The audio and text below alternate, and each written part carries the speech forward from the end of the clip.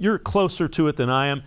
Is the tension that we're hearing between the quarterback and Kevin Stefanski, is that real, or is that? I mean, there has to be some, because the season didn't go well for either of them.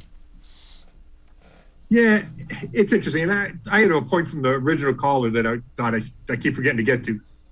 Talk about Baker as a gunslinger. Well, the guy throws a lot of interceptions, and that's in a conservative offense. So, and I think those numbers would only go up if you asked him to throw 35 times a game. That just does not feel to me like the best way to use Baker Mayfield. But that's, back to the play calling. When you talk about the tension, and this fits in because I'm sure Baker would like things more wide open.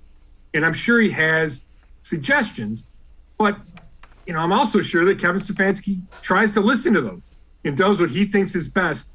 So I'm sure there's tension because the team did not meet its goals, and because Baker Mayfield is frustrated by being hurt all season long and that affecting his performance. But I would think that the tension is natural because of that.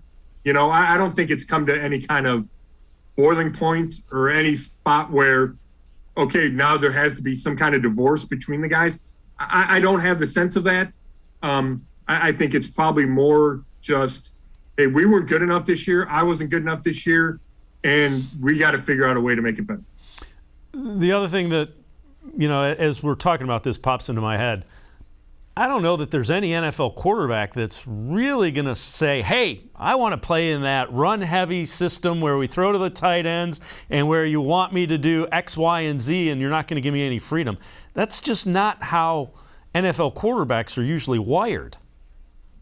Yeah, I think that's a really good point, Dave. And, you talk about the tension, and, Baker's been he's publicly criticized Kevin Stefanski a couple of times.